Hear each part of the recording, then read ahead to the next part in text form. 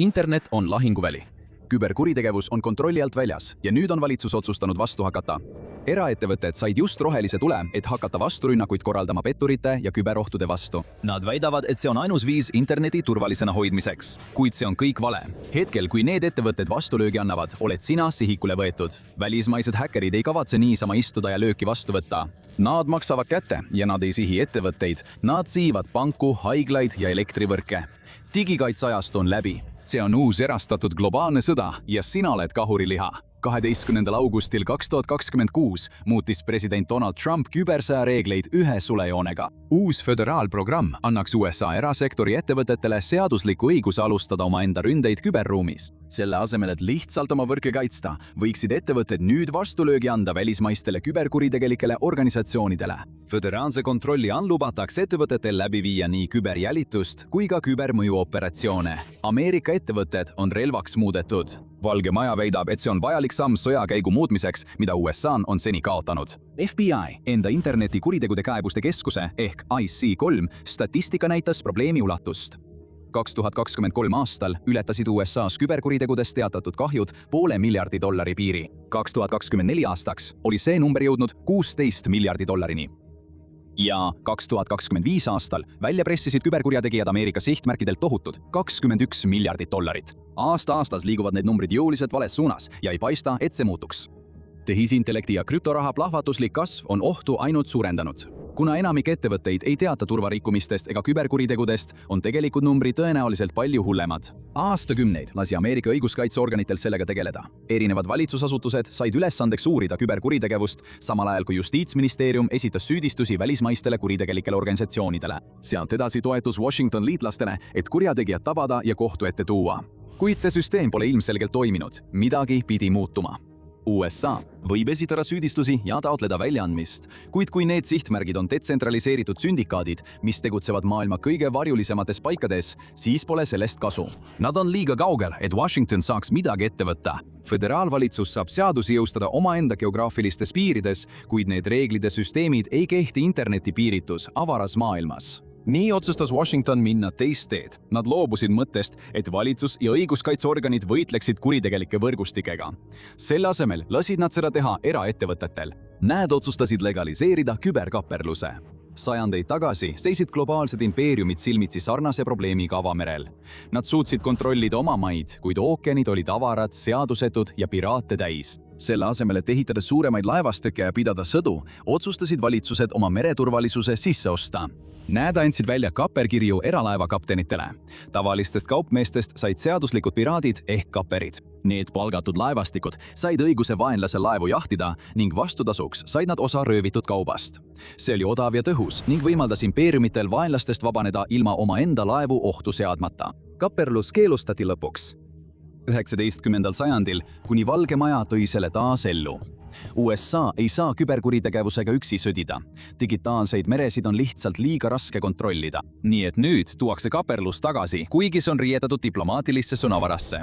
Kui kogu see ilus jutt kõrvale jätta, on asi tegelikult üllatavalt lihtne. Esimest korda ajaloos on USA valitsus öelnud eraettevõtetele, teil on lubatud läbi viia küberrünnakuid. See tähendab, et eraõiguslikud turvateenuste pakkujad ja küberkaitselepingupartnerid ei pea enam piirduma pahavaratõrjeprogrammide arendamise ja tulemüüride seadistamisega. Selle asemel saavad nad vabavoli minna täiemahulisele rünnakule, häkkida välisvõrke, varastada andmeid, vastu rünnata botivõrkudele ja lammutada küberkuritegelikke organisatsioone tükkhaaval. Washington tahab, et te arvaksite, et see on revolutsioon, uus ajajärg küberkaitses. Järgmine suur hüpe digitaalse kaitse innovatsioonis, kus kogu Silicon Valley jõud saab valla päästetud. Aga see mõte ei pea vett. See on hoolimatu hasartmäng, millel on suurem tõenäosus valesti minna ja inimeste elusid ohtu seada. Miks? Sest kogu see asi on põhimõtteliselt vigane. Washington käitub nii, nagu eraettevõtted järgiksid samu standardeid nagu õiguskaitseorganid ja föderaalasutused.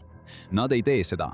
Asutused järgivad väga rangeid reegleid ja tavasid, mis on kujunenud põlvkondade jooksul ning arvestavad paljude erinevate teguritega.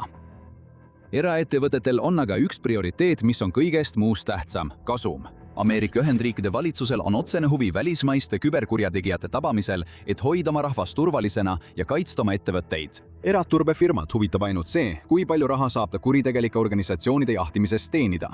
See tähendab, et neil on tugev motivatsioon tegutseda kiiresti, jõuliselt ja küsimusi esitada alles hiljem. Mida agressiivsemad ja tõhusamad nad on, seda suurem on nende võimalus tulemusi saavutada. Ja tulemused tähendavad tulu. Kuid see võib kiiresti tagasilöögi anda, sest digimaailm on uskumatult keeruline keskkond. See ei ole korralikult jagatud piirkondadeks ja osadeks, kus selged piirid eraldavad üksusi üksteisest. See on segane, keeruline ja näiteks küberkuritegevuse sündikaadi ning haigla pilvevõrgu vahel võib olla palju kattuvat infrastruktuuri. Küberkuritegevuse organisatsioonid teavad seda ja kasutavad seda ära. Nad võivad teadlikult ehitada robotvõrke süütute inimeste seadmetest. Nad võivad jätta digitaalseid tõendeid, mis viivad tagasi ettevõtete juurde, kes pole midagi valesti teinud. Nad võivad kompromiteerida masinad, mis kuuluvad organisatsioonidele, kes pakuvad olulisi teenuseid ja infrastruktuuri, muutes neid justkui kahtlase digitaalse sündikaadi osadeks. Kui annad eraettevõtetele rohelise tule minna ja rünnata neid organisatsioone, kaasneb sellega tohutu risk, et süütud inimesed satuvad risttulle. Ja piisab kõige väiksemast valearvestusest.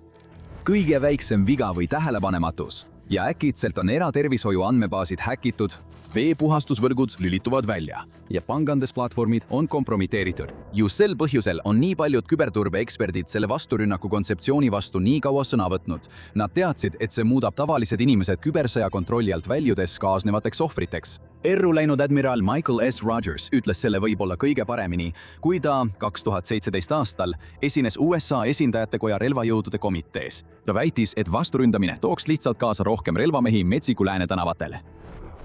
Aastate jooksul on mõistuse hääled jäänud oluliselt valjemate häälte, lobistide varju. Juba aastaid on suure tehnoloogiafirmad ja erasektori turvafirmad survestanud Washingtoni, et neile antaks aktiivse kaitseõigused. Nad väitsid, et olemasolev seadusandlus, nagu arvutikelmuse ja kuritarvituse seadus, sunnib neid küberkuritegevusega võitlema justkui üks käsi selja taha seotud. Kurjategijad said tegutseda karistamatult, kuid ettevõtete võimalused reageerida olid piiratud. Nad tahtsid õigust teha enamat. Nad väitsid, et see on lihtsalt enesekaitse küsimus. Nad jätsid mainimata tohutu kasumimasina, mis tekiks, kui valitsus lõpuks nende nõudmistega nõustuks. Kui uus memorandum edasi läheb, võiksid eraõiguslikud küberjulgeoleku ettevõtted hakata maailma suurimatelt firmadelt küsima tohutuid tasusid, et nende nimel läbi viia vastu küberrünnakuid. Oletame näiteks, et suur finantsasutus satub lunavararünnaku ohvriks.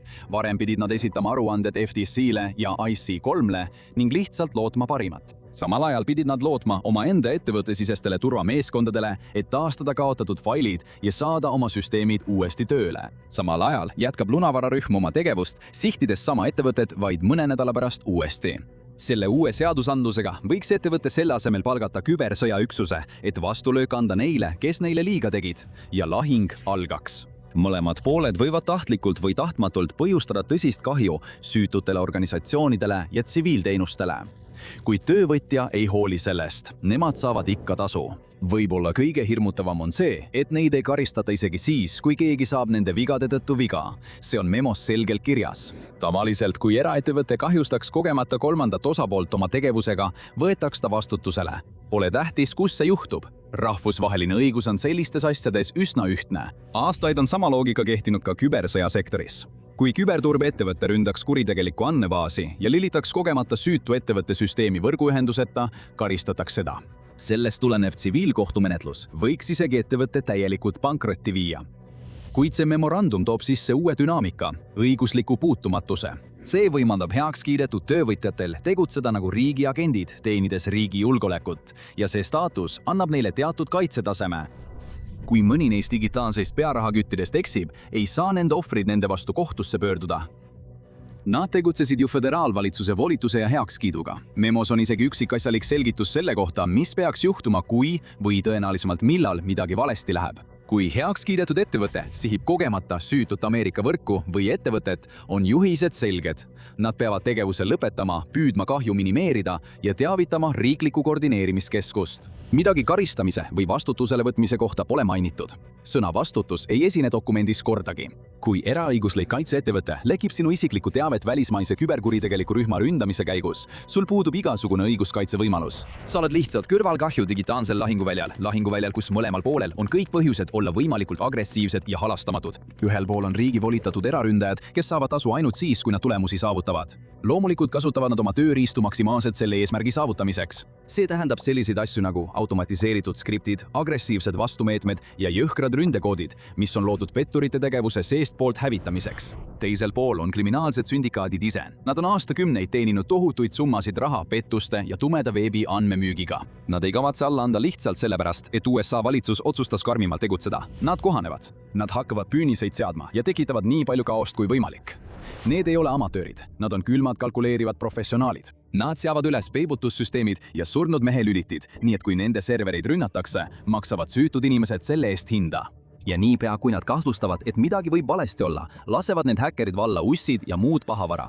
Valge Maja on püüdnud mõningaid muresid ennetada, kasutades oma memorandumis hoolikalt valitud sõnastust. Isegi kui neile antakse õigus alustada ründeid küberruumis, peavad erasektori ettevõtted tegutsema föderaalvalitsuse kontrolli ja järelevalve all. See kehtestab range tegutsemisreeglid. Sõnum on selge. Valitsus tahab, et inimesed oleksid kindlad, et neid küberturbeettevõtteid ohjatakse ja nende tegevus on läbimõeldud. Nad sihivad ainult pahatahtlikke isikuid ning tehakse kõik, et kõiki kaitsta. Kahjuks, kuigi see võib kõlada rahustavalt, on seda peaaegu võimatu jõustada. Ja see viib meid tagasi küberruumi keerukuse juurde. USA valitsus võiks volitada miilitsat vaenlase baasi ründama, andes neile täpsed juhised ja koordinaadid, kuhu rünnata.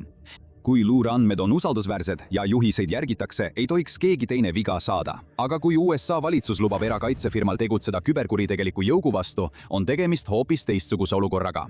Digitaalses maailmas ei tegutse pahatahtlikud isikud kindlates asukohtades. Sageli ei kasuta nad isegi oma enda füüsilist riistvara. Nad rendivad sama pilve infrastruktuuri, mida kasutavad Fortune 500 ettevõtted ja tervishoiuasutused. Nad kasutavad samu majutusteenuse pakkujaid nagu väikeettevõtted ja jaemüügibrändid. Sageli suunavad nad oma liikluse ka kaaperdatud tsiviilvõrkude ja kompromiteeritud seadmete kaudu. See muudab nende asukohtade kindlaks tegemise uskumatult raskeks, kui mitte võimatuks, isegi kõige kogenumate küberoperaatorite jaoks. See ongi põhjus, miks igasugune sihitud küberoperatsioonide idee on nii naeruväärne, sest küberkurjategijad suudavad end nii lihtsalt tsiviilide digitaalse infrastruktuuri seas varjata. See on nagu sarimõrvar, kes peidab end rahvarohkes ruumis. Selle asemel, et kasutada snaiprit puhta ja täpse lasu jaoks, viskavad küberjulgeolekufirmad aknast granaadi sisse. Kindlasti saaksid nad tõenäoliselt oma sihtmärgi kätte, aga nende käed oleksid kaetud süütu verega. Kui see kavandatav programm peaks teoks saama, astub maailm ametlikult hirmutavasse uude digisõja ajastusse. Internet sellisel kujul, nagu me seda tunneme, ei jää enam samaks. Küberruumist saab üha vaenulikum sõjatanner, kus omavahel võitlevad kontrolli nimel kuritegelikud jõugud, riigi toetatud häkkerid ja ettevõtete palgatud pearahakütid. Tavalised ameeriklased ja väikeettevõtjad, kes püüavad samas ruumis tegutseda, jäävad veelgi kaitsetumaks, kui nad juba praegu on. Kuna nad ei suuda endale lubada digitaalseid ihukaitseid ja pearahakütte, kes neid kaitseksid, ei ole neil ka küberkaitseeksperditiime, kes hoolitseksid nende digitaalsete identiteetide ja andmete eest. Pole raske ette kujutada, kuidas olukord sealt edasi areneda võiks. Need, kes on digitaalse toiduahela madalaimal astmel, sunnitakse võtma üha kallimaid ja keerukamaid tellimusi. Suurimad ettevõtted, need, kes suudavad endale lubada omaenda valitsuse poolt heaks kiidetud küberoperatiivide armeed, pakuvad lihtinimestele kaitset. Ja sellega kaasnevad suuremad tagajärjed, tõenäoliselt rohkemate andmete, suurema lojaalsuse ja suurema vabaduse loovutamise näol. Võib-olla on kõige hullem kogu selle juures see, et memorandum või ükskõik milline hiljem rakendatav poliitika ei peata küberkuritegevust üldse. Kui üldse, siis teeb see asja ainult hullemaks. Pettuskeemides, õngitsuses, pahavaras ja andmebaasidesse sissemurdmistes on liiga palju raha, et küberkurjategijate rühmitused lihtsalt valge lipu heiskaksid ja minema jalutaksid.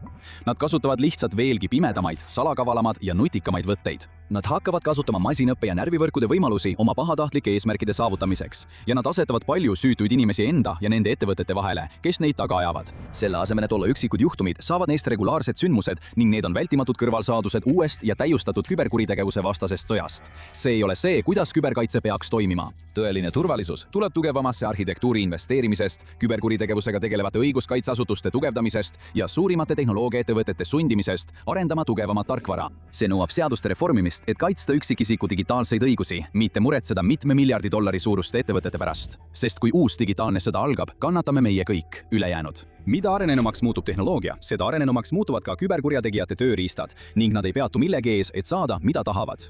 Vaata 10 kõige ohtlikumat häkkerit läbi aegade, et näha nende küberkuulsuste halli. Või klõpsa siia.